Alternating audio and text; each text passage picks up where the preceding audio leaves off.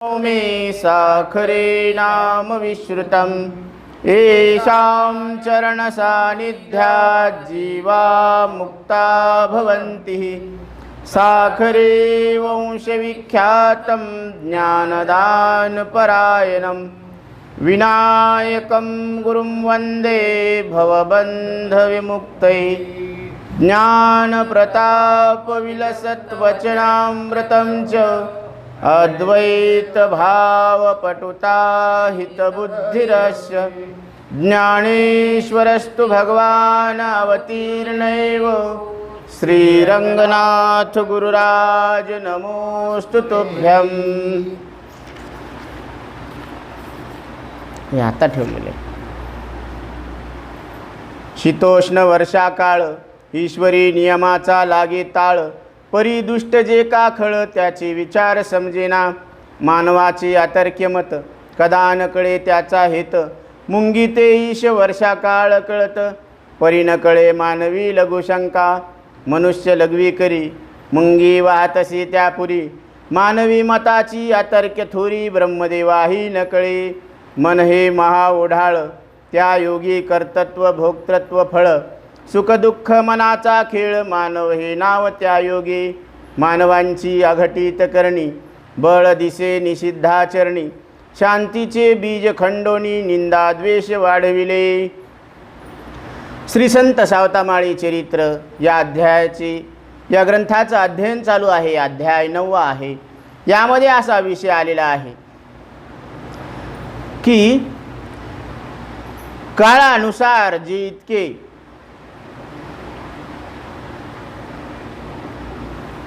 शीतोष्ण किंवा वर्षाकाळ म्हणजे पावसाळ्यामध्ये ईश्वरी नियमाचा ताळ लागत नसतो। आता वर्षा कधी येईल कधी नाही हे आपल्या मनावर आहे का ईश्वरीय सूत्र आहे? हे ईश्वरीय सूत्र आहे।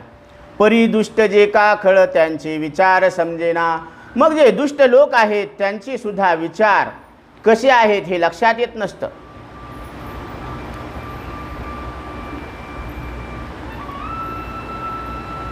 मानवाचे अतर्क्य मत कदा न कळे त्याचा हेत। मानवाचं जे मत आहे ते अतर्क्य आहे, त्याचा हेतू कळत नाही। मुंगी ते ईश वर्षाकाळ कळत परी न कळे मानवी लघुशंका। मुंगीला सुद्धा पाऊस पडणार आहे हे लक्षात येत असतं, परंतु मानवाचं जे अतर्क्य मत आहे ते सुद्धा लक्षात येत नसतं।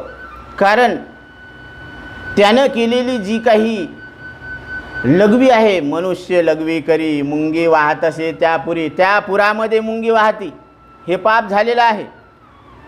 त्या योगी कर्तृत्व भोक्तृत्व फळ थोरी ब्रह्मदेवाही न कळे। म्हणून त्याच्यामुळं जे काही कर्तृत्व भोक्तृत्व मनुष्याच्या अंगावर येतं ते ब्रह्मदेवाला सुद्धा कळत नसतं। कारण इथलं कुठलंही कर्म हे फळ दिल्या वाचून राहत नसतं। म्हणून शास्त्रामध्ये असं एक उदाहरण आहे की जुनाट गुफा होती आणि चोराच्या मागं शिपाई लागले होते, कारण त्या चोराला फाशीची शिक्षा झाली आणि त्यानं पळ काढला।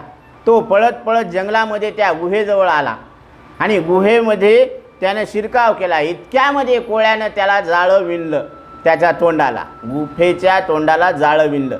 मग शिपाई आला थांबला। ते जर म्हणला गुफेमध्ये जर चोर गेला असता तर जाळं तुटलं असतं, म्हणून तो तिथूनच परत निघून गेला। म्हणजे ते जाळंसुद्धा निष्फळ नव्हतं, त्यानं त्या जाळ्यानं त्याचा प्राण वाचविलेला आहे। म्हणून इथलं प्रत्येक कर्म हे फळ देऊन चुकत असतं। मन हे महा ओढाळ त्या योगी कर्तृत्व भोक्तृत्व फळ। सुखदुःख मनाचा खेळ मानव हे नाव त्या योगी। सुखदुःख हे मनाचा खेळ आहे।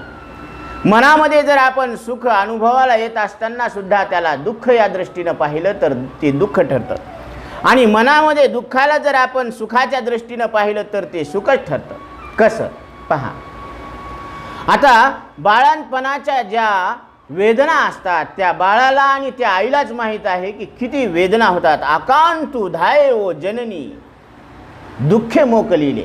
म्हणजे त्या दुःखानं जर्जर होऊन ती माता त्या बाळाला प्रसवत असते, परंतु बाळाचं मुख पाहिल्याबरोबर ते सगळं दुःख, त्या वेदनेचं दुःख विसरून जाते। म्हणजे तिनं दुःखाचं सुख केलं का नाही? म्हणजे दुःखाचं सुद्धा आपल्याला सुख करता येतं।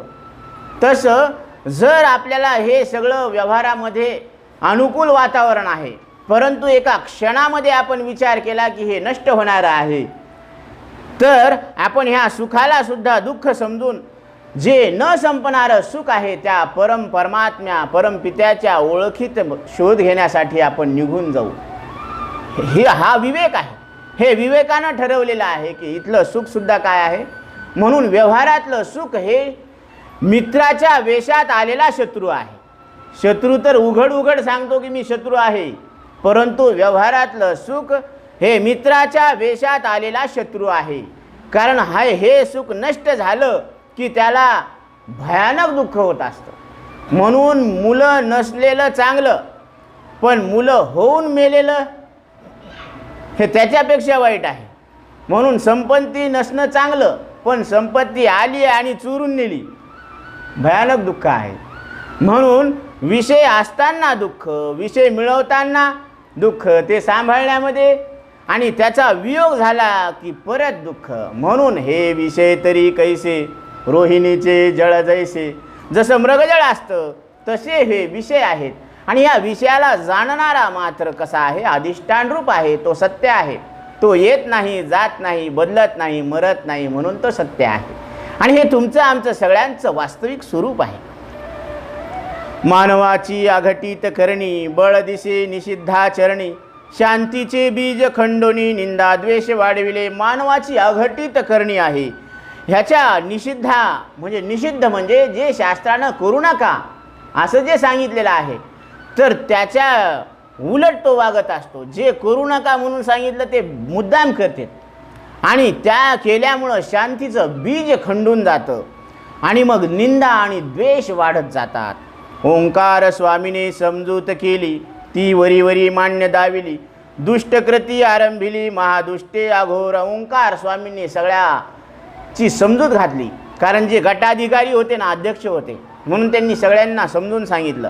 परंतु सगळ्यांनी वरून वरून मान्य केलं असं दाखवलं, परंतु दुष्टकृती आरंभिली, महादुष्टे अघोर. परंतु त्यांनी जे करायचं तेच पहिले पाडे 55 सुरू केले. चुगल्या लावणं, भांडण लावणं, ह्याचं त्याला देणं, असे कामं त्यांनी सुरू केले. सावत्या जवळी द्रव्य साचले, स्वजनांच्या मनी खोचले, नष्ट होण्याचा उपाय शोधिले, एक दोघा साधेना. सावता महाराजाकडं भरपूर पैसा जमा झाला. आता तो नष्ट करण्याचा त्यांनी कट रचला, बेत आखला. जातिवंत जी महाचूर, तिही दिधला त्या थार, कृत्य आरंभिले अघोर, गुप्त प्रकारण कळे. सत्ताधिकारी सामील झाले, पाटील तलाटी मुख्य त्यातले, रामोशी वेशकर जमविले, मेळा झाला अपार. हा विषय झाला काल डबल झाला ते, कारण हे कसं ते पेटीलेलं आहे ना ते, वात्र जळाले सगळे. हा, हे कागद ठेवलंच बरोबर होता. तुम्ही बघू आता पुढं पुढं काय करत. हां, कारण ते प्राणी कर्मानुसार नियमन, ते न समजे मज कारण, बुझावी तुची बुझावी येऊनी धावून, दयानिधे श्री विठ्ठला. नागाबाई देवाचा विठ्ठलाचा धावा करत आहेत की देवा, आता तूच प्राणी आपल्या कर्मानुसार नियमन करत असतो, आपापलं संरक्षण करत असतो. आहार निद्रा भय मैथून सर्व योनी समसमान. परंतु इथं काय सांगतात, ते न समजे मज कारण, बुझावी येऊनी धावून, दयानिधे श्री विठ्ठला. श्री विठ्ठला, आता ही जी लागलेली आग आहे तू येऊन विझव. सावता म्हणे वेल्हाळे, तुझ समयोचित न कळे, लोक जमलेसे आगळे, त्वरित होई शांत. प्रसंग असे शोकाचा, परिणाम विपरीत त्याचा, ठाव हानी लाभाचा मनातची ठेवावा. काल ओघा दारुण, आपणावरी आले विघ्न, नका ठेवू नावा कोण, हा भोग आपुलाची. म्हणून हा जो दुःखाचा भोग आलेला आहे तो आपलाच भोग आहे, याच्यामध्ये कोणाला दोष देता कामा नये. होऊन गेल्या उपाय नसे, मिथ्या शोक वाढत असे, कच्चेपणाचे कारण असे सर्वस्वी त्या शोकात. या शोकामध्ये कच्चेपणाचं म्हणजे अज्ञानाचं आपलं लक्षण प्रगट होत असतं. म्हणून झालेल्या घटनेबद्दल आपण दुःख व्यक्त करू नये किंवा कोणावर आरोप करू नये. असं सावता महाराज आपल्या मुलीला नागाबाईला समजूत घालतात. लोकांची घेऊन नावे उगीचच हेलपाटे घालावे, लागत तसे धन वेचावे येण्या जाण्याकरिता. सर्वांचे मुख्य सार गप्प बसणे श्रेष्ठ विचार, नको कोणाशी मत्सर हेवा देवा करणे. कोणाचा द्वेष मत्सर करण्यामध्ये अर्थ नाहीये. म्हणून कारण ही सगळं काय आहे, पंचनामा करा येरझार करा, याच्यामध्ये सगळा खर्च होणार आहे. म्हणून हे विनाकारण व्यर्थ खर्च का करायचा. पहाटे कामाजी माळी आला, सावत्या कडकडून भेटला. साही प्रेमळा अन्यायाला, मी अपराधी सर्वस्वी. सर्व सांगितला प्रकार, अन्याय मी केला थोर. शांतला सावता सागर, म्हणे सुखी रहा कामाजी. सकाळी पहाटे उठून कामाजी माळी सावता महाराजांच्या घराकडे आली आणि त्यांनी आपल्या केलेल्या अन्यायाबद्दल चुकीबद्दल माफी मागितली, गुन्हा कबूल केला आणि सावता महाराजांना हात जोडून सांगितलं की महाराज मी चुकलो, माझा अन्याय क्षमा करा. करा क्षमा अपराध महाराज तुम्ही सिद्ध. कारण मी अपराधी आहे या सर्व प्रकारातला. सर्व सांगितला प्रकार, अन्याय मी केला थोर. शांतला सावता सागर, सावता महाराज शांतीचे सागर आहेत. त्यांच्या अंतकरणात जी काही गोंधळ चालू होता की हे का झालं, कोणी केलं, तर ते सगळे संशय मिटले आणि लक्षात आलं की हे सगळं कामाजी माळीनं केलेला प्रकार आहे. म्हणून ते शांत झाले. म्हणे सुखी रहा कामाजी. कामाजीला सांगतात की तुम्ही सुखानं राहा. आता येथील अधिकारी पंचन्याय अन्य प्रकारी, उरकोणिया निर्धारी धाडू त्यांना परत. आता जे अधिकारी येतील तर पंचनामा करतील, त्यांना सांगू आम्ही की हा सगळा जो प्रकार आहे तो निश्चितच ही घटना अघटित आहे, ती झालेली आहे, याच्यावर कोणाचा हस्तक्षेप आम्हाला नाही. तेवी अधिकाऱ्याशी या, मांस खाणारा नसे दया, कासाबासी कैची माया. तेवी अधिकाऱ्याशी या, दोन्ही पक्ष सारखेची. मांस खाणाऱ्याला दया नसते, त्याच्या अंतकरणामध्ये दया भाव नसतो. कसाबाशी कैची माया, कसा खाटकाला माया कशाची आहे. उचलला सुरा की घातलं मुंडकं, उचलला सुरा की कापलं मुंडकं. तसं तेवी अधिकाऱ्याशी या, दोन्ही पक्ष सारखेची. तसं या अधिकाऱ्यांना दोन्ही पक्ष सारखेच आहेत, म्हणून ते सगळीकडून कमिशन घेत असतात. कमी शेण आणि जास्त शेण, म्हणून ही वृत्तीच त्यांना परमार्थाला आडवं येत असते, परमार्थ कळू देत नाही. नुकसानीचे टिपण केले तेवी अधिकाऱ्याशी, सावत्या कारण पुसिले. संशय तुझे सांग वहिले, शोध आम्ही करू त्याचा. सावता महाराजांना विचारलं की तुम्हाला कोणावर संशय आहे का. कारण सगळं त्यांनी नुकसानीचं टिपण करून घेतलं. सावता महाराजांनी सांगितलं की मला कोणावरही संशय नाही, म्हणून त्यांची सही घेतली कागदावर. सावत्याने दिले उत्तर, संशय नशी कोणावर. दैवयोगे हा प्रकार घडला असे सहज, माझे नशीब मूळ कारण. या घटनेला माझं नशीब, माझं दैव हे मूळ कारण आहे. निमित्त भासे इतर जन, परंतु आपल्याला वाटतं की यानं केलं असन, त्यानं याच्या निमित्तानं झालं असन, परंतु असं काही नाही आहे. उडदी न कळे काळे गोरे, पण तेवी जन समस्त. उडदामध्ये काळे आणि गोरे हे निवडता येत नाही, सांगता येत नाही. तसं ह्या जनामध्ये कोणावर आरोप करायचा नाही आहे. पेटविणारा मूळ कारण की साह्य असती इतर जन. पेटविणाराच मूळ कारण आहे का त्याला अजून दोघं तिघं साह्य आहे हे काही सांगता येत. ठाव न कळे कारणाला, नशिबा मुचे जाणावे. याचं कारण कळत नाही, म्हणून याला आमचं नशीब कारण आहे. अधिकाऱ्यांनी खोच जाणली, संशय नशे मात पटली. सावत्याची सही घेतली, गेली निघोनी स्वस्थळा. म्हणून अधिकाऱ्यांना ती खून पडली की आता सावता महाराजांना कोणावर संशय नाही आहे, म्हणून त्यांची सही घेऊन ते आपल्या ठिकाणी परत निघून गेले.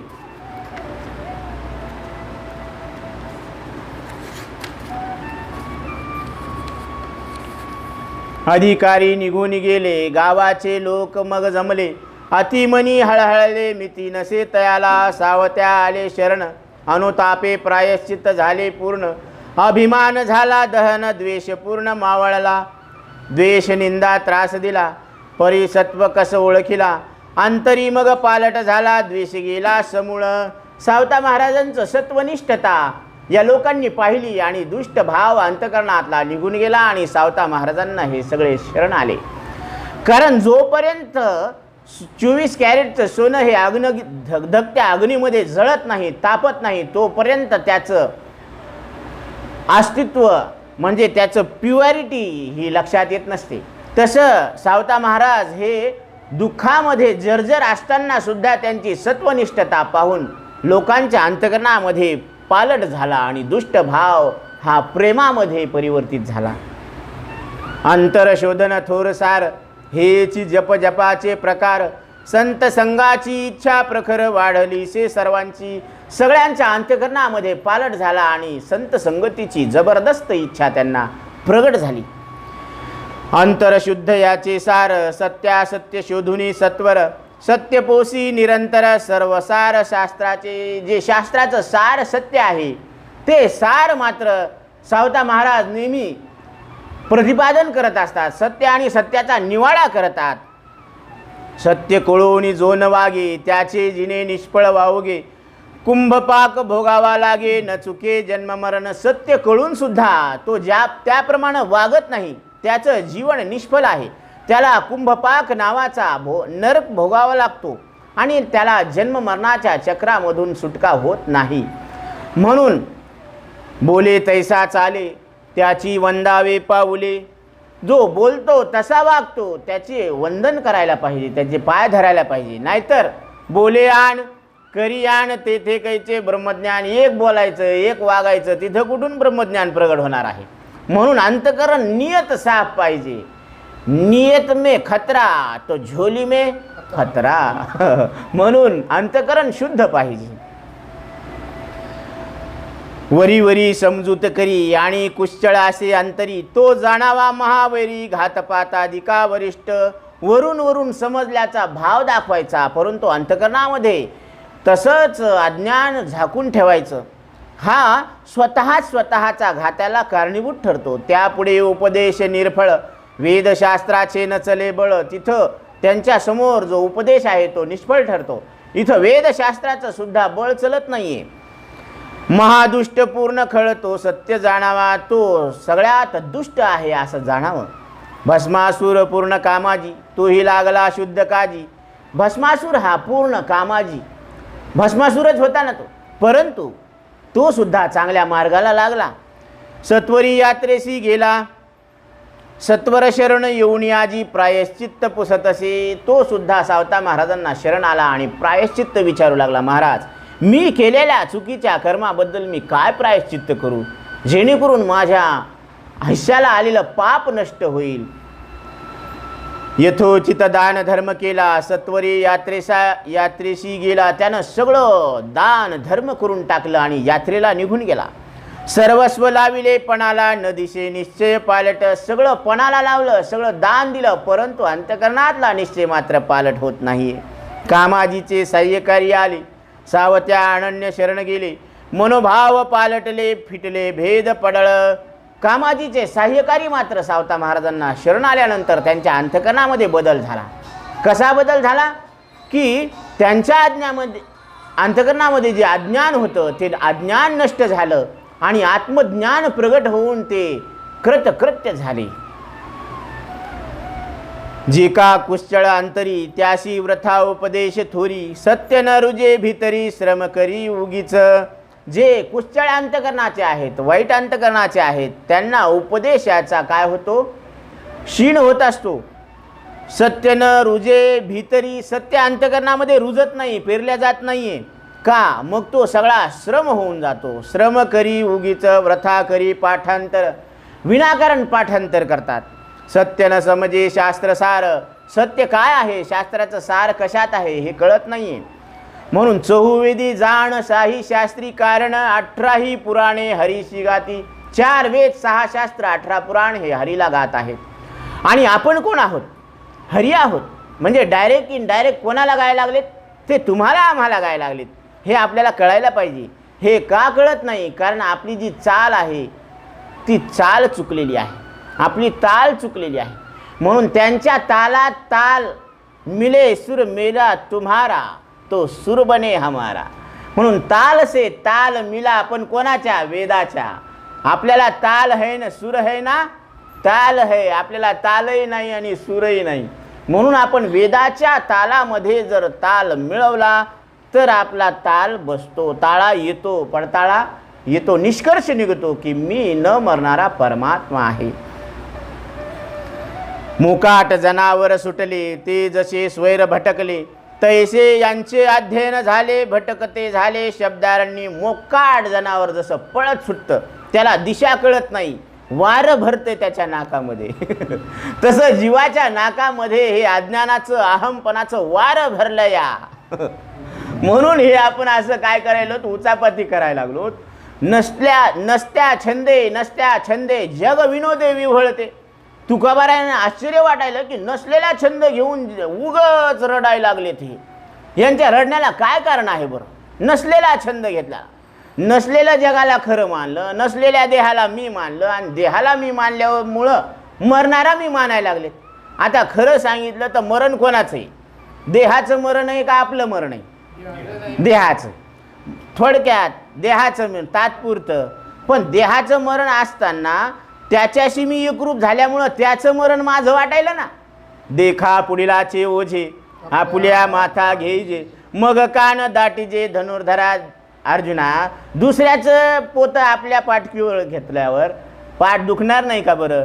तसं हे जन्म मृत्यूचं ओझं कोणाचं आहे? हे शरीराचं आहे. आणि कोणी घेतलं? पुरुषानं आपल्या अंगावर घेतलेलं आहे. म्हणून आपल्याला दुःख व्हायलं नाही, तर दुःख व्हायचं काहीच कारण नाही. तुका म्हणे सांडी संसाराचा छंद, मग परमानंद पावशील. आपण संसाराला सत्य समजण्याचा छंद सोडा, ऑटोमॅटिक परमानंद आहेच. बाबर सारलं की पाणी आईतच आहे. तसं मोठके गुरुमुखे उदय जत दिसे. नेमक्या सद्गुरूच्या मुखातून सांगण्यात आलं की तू न मरणारा परमात्मा आहे. तत्वम असी, ते ब्रह्म तू आहेस. आणि हृदय स्वयंभची असे. आणि आपल्या अंतकरणामध्ये, हृदयामध्ये तसा अनुभव आहे. नाहीतर बोला, तुम्ही एक आहेत का? तुम्ही जाणणारे नाहीत का? तुम्ही पूर्वीचे नाहीत का? तुम्ही एक नाहीत का? असा तुमच्या अंतकरणामध्ये अनुभव नाही का? हेच तर परमात्म्याचं लक्षण आहे. जो एक आहे, जो जाणणारा आहे, जो पूर्वीचा आहे, त्यालाच परमात्मा म्हटलेला आहे. तुम्हाला आताचंही कळतं आणि मागचंही आठवतं. लग्नातलं आठवतं आणि आताचंही कळतं. मग ज्याला आताचं कळतं आणि मागचं आठवतो ते परमात्मा आहे. हे परमात्म्याचं लक्षण भगवान गीतेमध्ये सांगतात. सर्वस्य चाहम हृदि सन्निविष्टो मता स्मृतिर्ज्ञानमपोहनंच वेदेश्चि सर्वैरहमेव वेद्यो वेदांत कृतवेद विदेव चाहम. अर्जुना, ज्याला मागचं कळतं स्मृतिज्ञान आणि आताचं प्रत्यक्ष ज्ञान होतं, तो परमात्मा आहे. हे लक्षण आहे. आणि तुम्ही त्या लक्षणात बसलेले आहेत. म्हणून तुम्ही लक्षणानं सिद्ध झालेले देव आहेत. तुम्हाला करायचं नाहीये किंवा मानायचं नाहीये. मानू नका. सिद्ध ते विचारी पा जेणे तू सुखया होसी. जे सिद्ध आहे त्याचा विचार करा. कारण आपल्याला 1 किलो कांदे घ्यायचे तर आपण 4 दुकानं विचारतो. इथं ब्रह्मकुळून घ्यायचंय, किती आपण चौकशी करायला पाहिजे, किती चाणाक्ष राहायला पाहिजे, किती शुद्ध म्हणजे पारखून निरखून घ्यायला पाहिजे. असं नुसतं भले बाई भले असं नाही जमत. तुम्ही सांगितलं म्हणून आम्ही मानलं असंही नाही जमत. मानू नका. जाणा प्रपंच हा नाही जाणा, एकाकार वृत्ती झाली. प्रपंच हा नाही जाणा, आणि आहे आपण मानलेला आहे. म्हणून मानणं सोडा, कल्पना सोडा. एका जनार्दनी कल्पची मुराला, तोच हरी झाला ब्रह्मरूप. इकडे तिकडे नाही पाहायचं. तोच ज्यानं अज्ञानानं कल्पनेचा स्वीकार केला, त्यानं विवेकानं कल्पना टाकून द्यायची आणि तोच ब्रह्मरूप आहे असं लक्षात घ्यायचं. वरी वरी सोंग दावी, असत्य बोलोनी जना ठकवी. वरून वरून सोंग दाखवायचं आणि लोकांना फसवायचं. व्रथा गाई नियम थोरवी, अंतरी चवी वेगळीच. व्रथा म्हणजे विनाकारण गाईसारखं आपण काय करायचे, नियम पाळायचे आणि अंतकरणामध्ये वेगळीच तऱ्हा असायची. नियमांचे काबाड वाहे, उदर रसाकडे जना घालीत आहे. नियम पाळायचे, परंतु यांची पोट भरण्याची जी काही वृत्ती आहे ती मात्र सुटत नाही. लोकांकडे पाहायचं की आज काय जेवायला आहे, आज कोणाकडे पुढी आहे? महाराज आज आमच्याकडे चला. जिथं तुपाची धार तिथं महाराजाची येरधार. म्हणून अशी वृत्ती झालेली आहे. नकळे मोक्ष कोठे आहे, झाला पाहे त्रिशंकू. मोक्ष कशामध्ये आहे याचा तर काही पत्ता नाही. पाठांतर भरपूर आहे, कळायचा पत्ता नाही आणि मोक्ष व्हायचा मेळ नाही. त्रिशंकू झाला आहे म्हणजे ह्याच्या मनामध्ये सगळ्या शंका भरलेल्या आहेत. करायला तर खरं पण हातात काही येईना. ओंकार स्वामी तई आले, ओक्सा बोक्षी रडू लागले. थोरानहित झाले त्या गेले निद्रेने मजला. ओंकार स्वामी त्या ठिकाणी आले आणि ओक्सा बोक्षी रडू लागले. थोर अनहित झाले त्या गेले निद्रेने मजला. फार भयानक अनहित झालेलं आहे, फार विचित्र घडलं म्हणे. काय झालं? मला झोपच येईना म्हणे. सावता विचारी त्यास कारण काय निद्रा न येण्यास. निद्रा नाही त्यास पुढील कारणे असती. सावता महाराज विचारतात की तुम्हाला झोप का येत नाही आणि झोप ज्याला येत नाही तर त्याचे पुढील कारण असू शकतात. आता कोणतं कारण आहे ते तुम्ही पहा. धनहीन व शत्रूची स्वारी, जो दुर्बळ झाला अंतरी. सर्वस्वाची झाली चोरी, चोरजार प्रकारी नसे निद्रा. जो धनहीन आहे किंवा ज्याला शत्रूचं आक्रमण झालेले आहे ज्याच्यावर, जो दुर्बळ झाला अंतरी, जो अंतकरणातून घाबरलेला आहे. सर्वस्वाची झाली चोरी, ज्याच्या घरी चोरी झाली असेल. चोरजार प्रकारी नसे निद्रा. मग चोराची भीती जर वाटत असेल, खडकन वाजलं की इकडून आला का, म्हणून त्याला झोप येत नाही. हा दोष जवळी नसे मग तुम्हा निद्रा का नसे. हा दोष तर नाही आहे तुमच्या ठिकाणी, मग तुम्हाला झोप का येत नाही. अथवा यात सापडला असे संशय तसे मनात. किंवा याच्यामध्ये तुम्ही सापडला असेल म्हणून तुमच्या मनात संशय तर येत नसेल ना. स्वतः अंगी महादोष, घरातील छळी माणसास. त्याचा झाला सर्पग्रही वास, झोप त्यास लागेना. स्वतः अंगामध्ये महादोष आहेत. घरातल्या माणसांना जो छळ करतो त्याचा झाला सर्पग्रही वास. त्याचा कोणत्या घरात वास होतो? सर्पाच्या. डंक मारे. म्हणून याची वृत्ती अशी आहे की दुसऱ्यांना त्रास देणं, दुःख देणं. मग त्या माणसाला झोप येत नसे. झोप त्यास लागेना. योगक्षेम दाते जे देव. योगक्षेम चालवतात जे दाता तो देव. त्यांच्या कृपेचा झाला अभाव. देवाच्या कृपेचा जर अभाव झाला. उदर भरणा नसे ठाव जाई सदैव मग निद्रा. मग त्याचं पोट भरत नाहीये, मग त्याला झोप येत नाही. ज्या माणसाला भूक लागलेली आहे त्याला झोप येते का? किती झोप येतं सोंगाना, झोपच येत नाही. या अंगावर त्या अंगावर त्या अंगावर या रात्रभर झोप नाही आली का? कारण पोटातच काही नव्हतं, कावळे ओरडू लागले, त्याला झोप येत नाही.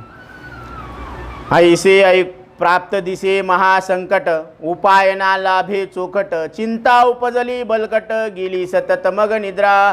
प्राप्त हे महासंकट पाहायला मिळायला लागलं की आता संकट येणार आहे. उपाय ने लाभे चोखट, उपाय काही सुचत नाहीये.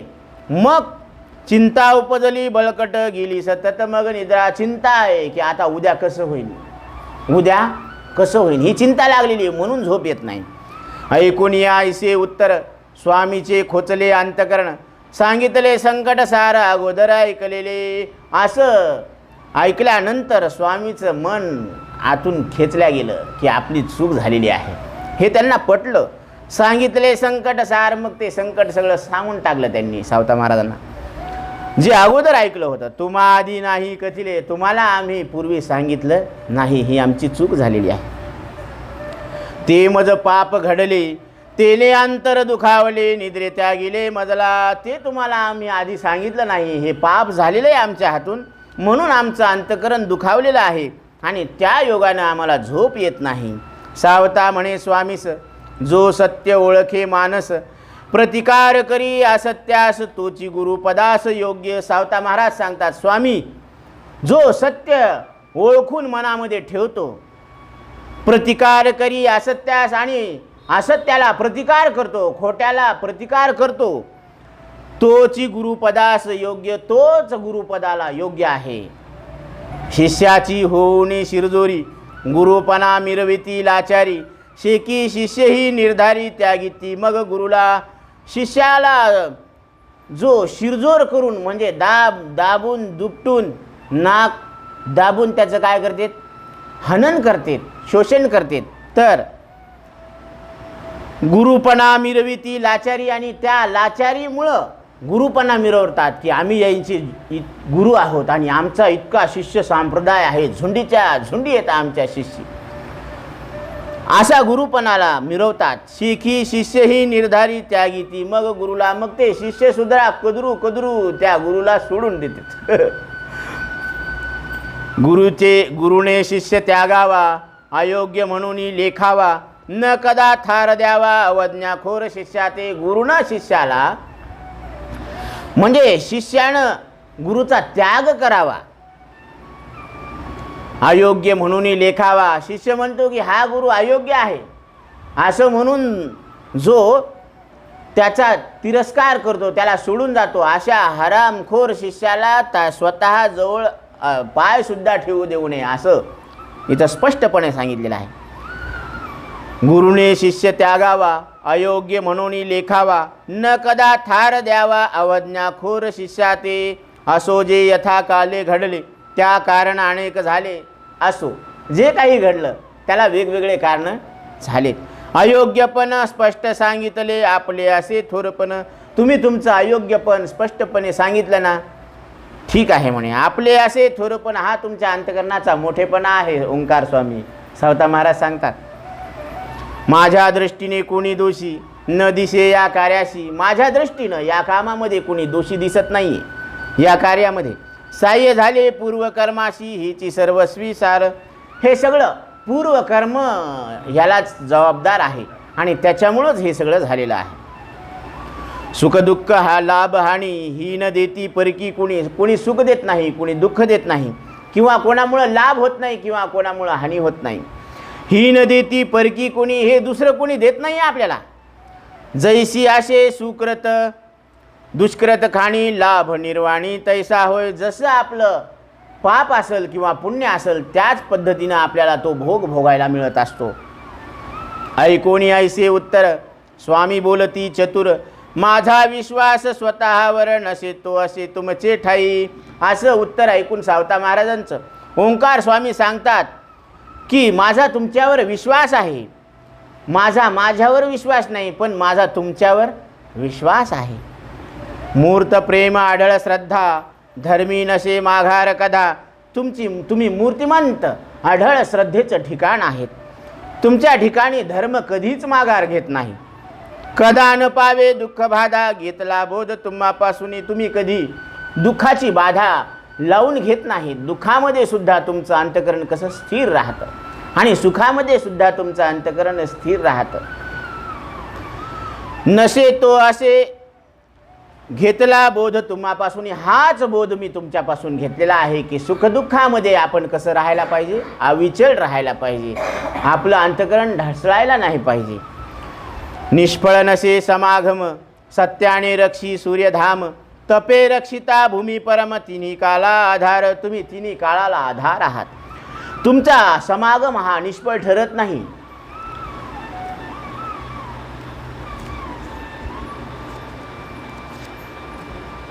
ठाऊक नसे आपणा क्लेश, नाश नाही अनुग्रहास. नाश नाही दिल्या दानास, बहुमानही तसाच. तुम्हाला दुःख हे काय आहे हे माहीत नाही आहे. नाश नाही अनुग्रहास, तुमच्या कृपेला सुद्धा नाश नाही आहे. नाश नाही दिल्या दानास, तुम्हाला दिलेलं जे दान आहे त्या दानाला सुद्धा नाश नाही आहे. बहुमानही तसाच, तुमचा बहुमान सुद्धा तसाच आहे. कृपेने होतो उद्धार, तुमच्या केवळ कृपेने उद्धार होतो. नाहीतरी वधची थोर, नाहीतर वध होत असतो. आपली महिमा अघटित फार, वेदशास्त्रा अगम्य. तुमची जी महिमा आहे ती वेदशास्त्राला सुद्धा कळत नाही आहे. असे म्हणून शरण आले, सावत्याने वरी धरिले. असं म्हणून ओंकार स्वामी सावता महाराजांना शरण आले, पाय धरू लागले. त्यावेळेस सावता महाराजांनी त्यांना धरलं. प्रेमे एकमेका भेटले, पूर्ण झाले समाधान. एकमेकाला मिठी मारली आणि समाधान झालं दोघांचं. ओंकार स्वामी घरी गेले, सावत्याने कार्य सुरू केले. ओंकार स्वामी आपल्या घरी निघून गेले. सावता महाराजांनी आपलं काम चालू केलं. सामान जे अस्ताव्यस्त पडले ते लाविले ओळीने. जे अस्ताव्यस्त सामान पडलेलं होतं ते एका ओळीत रचून ठेवलं. घरातील काढली राख, घरातली राख काढली. भिंती झाडिल्या सर्व चोख, सगळ्या भिंती झाडून काढल्या. मदतीस गावचे लोक अगणित आलीसे, गावातले सगळे लोक त्यांच्या मदतीला धावून आले. घरात सर्वजनाशी सावता विचारी, साहस कदा न अंगीकारी. जन शांतीने कार्य सारी, दुःख अंतरी असेना. सावता महाराजांनी मनामध्ये विचार केला की आपण आपल्या मदतीला लोक आलेले आहेत, तर सगळ्यांच्या मदतीनं हे सगळं कार्य आपण करून घेऊ. अंतरी दुःख असेना, अंतकरणात दुःख मुळीच नाही. उत्तम घेई सल्ला मसलत, लोकांची सल्ला राय विचारपूस करत कोणतंही कार्य करण्यासाठी उत्तम शौर्य पार पाडत आणि हिमतीनं पार पाडत होते. पुण्याई साधी महाअद्भुत अतिविचारे योजी योजना. असं अद्भुत विचार करून पुण्याईनं त्यांनी काय केलं, एक योजना आखली. कार्यास जे अडथळे होती, शास्त्रोक्त कर्मे दूर सारिती. ह्या कामामध्ये जे अडथळे आलेले आहेत तर ते शास्त्रोक्त कर्मानं दूर करत होते. अनुभवाची थोर ख्याती अन्यथा स्थिती होईना. अनुभवाची थोर प्रसिद्धी झालेली आहे म्हणून त्यांची अन्यथा स्थिती होत नाहीये. घराची बांधणी केली, आवताची जुळणी साधली. घर नवीन बांधलं, आवत जुळून टाकला. थोर अपघात झाला गायीच्या संहाराचा. सर्व राख शेती पसरली, नांगरिले नंतर सगळी राख शेतामध्ये अशी पसरून टाकली आणि मग शेत नांगरून काढलेलं आहे. बैल गोठा उभा केला, बैलांचा गोठा बांधला. 4 बैल असती दावणीला, 4 बैल दावणीला बांधलेली होती. सावता महाराजांच्या थोर अपघात झाला गायीच्या संहाराचा. मात्र या घटनेमध्ये गायींचा भयानक संहार झालेला आहे. नागू विचारी बापास, आम्ही दुःखी आशोस. सर्व झाला मुचा नाश, विसरण पडे गायीचा. नागाबाई विचारतात वडिलांना, सावता महाराजांना, की आम्ही दुःख भोगायला लागलो. सर्व आपला नाश झालेला आहे, इतकी संपत्तीची हानी झालेली आहे, गाई गुरांची हानी झालेली आहे. विसरण न पडे गायीचा. पण गाई मात्र आपल्या मनातून त्याची आठवण जात नाहीये. सावता म्हणे बाळे चतुर, परमेश्वर कृती विचित्र गंभीर. कदा न लागे सत्यथार, दृष्टी अनुसारे जग बोले. सावता महाराज सांगतात, बाळा तू चतुर आहेस, परमेश्वराची कृती किती विचित्र आहे, गंभीर आहे, याचा आपल्याला थांग सुद्धा लागत नाही. हे कशामुळं झालं? दृष्टी अनुसारे जग बोले. जगाच्या दृष्टीनं हे काय होत असतं, आपापल्या दृष्टीनं जग बोलत असतं. आता म्हणतात की माठाला झाकण आहे पण जगाच्या तोंडाला झाकण नाही, म्हणून आपापल्या पद्धतीनं लोक बोलत असतात. जगी दुःख्यापेक्षा अनंत दुःखी, सुखियापेक्षा अनंत सुखी. विधाता करणे विचित्र लोकी, जग बोलती सोमते. या जगामध्ये दुःखीपेक्षा अजून दुःखी आहेत, सुखीपेक्षा अजून सुखी आहेत. परंतु विधाताची करणी ह्या लोकांमध्ये विचित्र आहे. परंतु जग आपल्या मतानं सांगत असतं की हे असं जग दुःखी आहे, हे सुखी आहे, हे जग आपल्या मतानं सांगत असतं. सत्यापेक्षा लक्षपट सत्य, दातापेक्षा लाखोपट दाते. दयाळापेक्षा लाखो कणवाळू चित्ते, ऐसे प्रख्यात जग. इथं सत्यापेक्षा लाख पटीनं सत्य बोलणारे आहेत आणि दात्यापेक्षा लाखो पटीनं दाते आहेत. दयाळापेक्षा लाखो कणवाळू चित्ताचे आहेत, असे जगामध्ये प्रसिद्ध आहेत. शूरापेक्षा लाखो शूरा, कुलवाणापेक्षा लाखो कुलीन थोर. दीर्घायुष्य अपेक्षा लाखो दीर्घायुषी नर, न सापडे त्या तुलना. या जगामध्ये शूरापेक्षा लाखो शूर आहेत, कुलवाणापेक्षा लाखो कुलीन आहेत, दीर्घायुष्यापेक्षा लाखो दीर्घायू आहेत. तुम्हाला ते बकत आल्बे ऋषी माहीत असेल, रामायणामध्ये उदाहरण आलेलं आहे की त्यांचे तपाला जे बसले होते तर ते त्यांचं इतकं तप वाढलं की त्यांच्या जटा अशा गोल गोल गोल गोल वेटाळ्या घेऊन लांब पसरल्या. त्यांचे नख इथून तिथपर्यंत पसरले, लांब वेटाळे घेऊ घेऊ. तर ते राम लक्ष्मण आले सीतामाईच्या शोधामध्ये. तर त्यांनी पाहिलं की बाबा हे काय आहे म्हणे, हे हात मागं कसं काय यायला लागला. तर ते त्यांनी पाहत पाहत पाहत गेले तर ते लोमहर्ष तिथं तपाला बसले होते. तर त्यांनी विचारलं की तुम्ही कोण आहेत? तर त्यांनी सांगितलं की मी लोमहर्ष मुनी आहे. पण त्यांनी सांगितलं की आधीच तुम्ही सांगा की हा कितवा अवतार चालू आहे. तर ते म्हणले की हा रामाचा अवतार राम अवतार चालू आहे म्हणे. ते म्हणले राम अवतार आहे का? तर ते म्हणे तुम्ही कधीपासून बसले? ते म्हणे काय नाही म्हणे, हे सगळे अवतार माझ्यासमोरच झालेले आहेत म्हणे. जे कवापासून बसले त्याला असं वाटायला जसं काय आता घंट्याभरातूनच बसलो कारण की म्हणजे 9 अवतार त्यांच्या समोर झाले.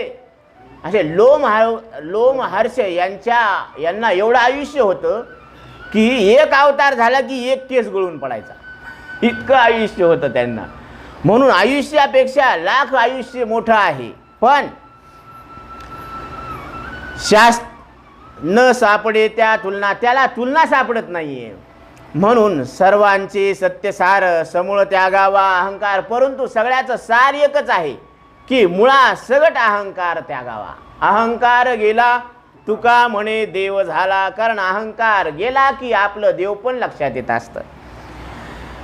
चतुरे ते घ्यावे सुखथोर दुःख पापनीर त्यागावे. चतुरांनी सुखरूप हे जे श्रेष्ठ आहे ना ते घ्यावं आणि दुःखरूप पापाचं काय करावं, हे पाणी त्यागावं.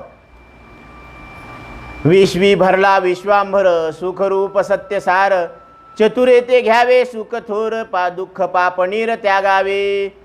विश्वांभर भरलेला आहे या संपूर्ण विश्वामध्ये आणि सुखरूप हे सत्यसार चतुरांनी घ्यायला पाहिजे. घटिका यंत्री जल भरत. त्या रहाट गाडग्यामध्ये पाणी भरत असतं. सवेची दुसरी रीत होतं. मग घटक्याला दुसरं पाणी ते दुसऱ्या ह्याच्यामध्ये येत असतं. संपत्ती प्रकार ऐसा अद्भुत न चाळावे चित्त कदाही. हा संपत्तीचा प्रकार असाच आहे.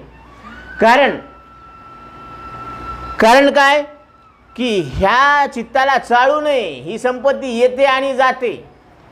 संपत्ती येते आणि जाते. म्हणून लक्ष्मी चंचल आहे. लक्ष्मीच्या मागं जाऊ नये. नारायणाचे पाय धरायला पाहिजे म्हणजे लक्ष्मी आपोआप येत असते. म्हणून आपुला तो एक देव करुणी घ्यावा तेने विन जीवा सुख नोहे. लटिकी श्रीमंती गरिबी लटिके सुखे महात्यागी. लटिकी हानी विरागी जगरीत लटकीची. ही लटकी श्रीमंती आहे आणि लटकीच गरिबी आहे. आता श्रीमंत म्हणायला जावं तर ते मरत नाहीत का? श्रीमंत बी मरतेत आणि गरीबही. मग मरणाकडून पाहिलं तर कोण गरीब आणि कोण श्रीमंत? दोन्ही एकाच मापात आहे. आणि जर याला परमात्मा कळाला तर याच्या इतका श्रीमंत कोण आहे? म्हणून मीराबाई सांगतात पायोजी मैने राम रतन धन पायो. पायोजी मैने राम रतन धन पायो. खर्चे ना कोई चोर न लेवे. खर्चे ना कोई चोर न लेवे. दिन दिन बढ़त सवायो. पायोजी मैंने राम रतन धन पायो. मी राम रूपी रत्न हेच माझं धन आहे. हीच माझ्या आयुष्यातली काय आहे? कमाई आहे. म्हणून हीच माझी सर्व जोडी. सर्व म्हटल्यानंतर आता काय राहिलं? आता काय कमवायचं राहिलं? असं कमवावं की जे कमवल्यानंतर आता परत कमवायची इच्छा राहू नये. असं जाणावं की जे जाणल्यानंतर आता परत काही जाणून घेण्याचं शिल्लक राहू नये. असं मिळवावं की जे मिळवल्यानंतर अजून काही मिळवायची इच्छा राहू नये. म्हणून वेदांत म्हणजे वेदांताचा अंतिम सिद्धांत काय आहे? ब्रह्म सत्यम जगन मिथ्या जीवो ब्रह्मैव नापराः. ब्रह्मतत्व सत्य आहे आणि ते तुमचं आमचं सगळ्यांचं एक स्वरूप आहे. आणि अनुभवाला येणारं विश्व हे खोटं आहे, स्वप्नासारखं खोटं आहे. याच्या पलीकडं काहीच नाही. हा वेदांताचा अंतिम सिद्धांत आहे. वेद जाणू गेला पुढे मौनावला ते गुह्य तुझला प्राप्त कैचे. हे सगळ्या शास्त्राचं गुह्य हे तुमच्या आमच्या समोर ज्ञानोबरायांनी प्रगट केलेलं आहे. लटिकी श्रीमंती गरिबी लटके सुखी महात्यागी. हे त्याग करणारे काय? लटकेच आहेत हे. लटिकी हानी विरागी जगरीत लटकी. ही जगाची रीतच कशी आहे? लटकी आहे. म्हणून तुकोबराय सांगतात लटके माझे लटके तुझे लटके ओझे लटक्याचे. तुझं आणि माझं काय? सगळं लटकच आहे. आणि सगळे जे ओझं वाहायले ते लटकच ओझं आहे. कारण खरं सांगा ना, नुसतं बोलल्यानं जर मरणाचं दुःख जात असन तर मरण खरं असेल का बरं बाबा? नुसतं बोलल्यानं जर मरणाचं दुःख जातं तर मरण खरं असेल का? आता ही भिंत पाडायची म्हणल्यावर हातोड्यानं मारावं लागेल ना, अशी कशी जाईन बरं? लटकी म्हणल्यावर हे व्यवहारामध्ये खरी आहे ना. आणि स्वप्नातली भिंत पाडायची तर त्याला जाग केलं की पडली समजायचं, जाग आली की. म्हणून स्वप्नाची या घाया ओखद चेवची धनंजया. स्वप्नामध्ये जर एखाद्याला दुःख झालं, ते जर निवृत्त करायचं असलं तर त्याला रामबाण उपाय, त्याला जाग करणं. तसं आपल्याला जे जन्ममृत्यूचं दुःख आहे ना, ते निवृत्त करायचं म्हणजे आपल्या आत्मस्वरूपावर जाग करायचं. म्हणून साधुसंत आपल्याला जाग करतात.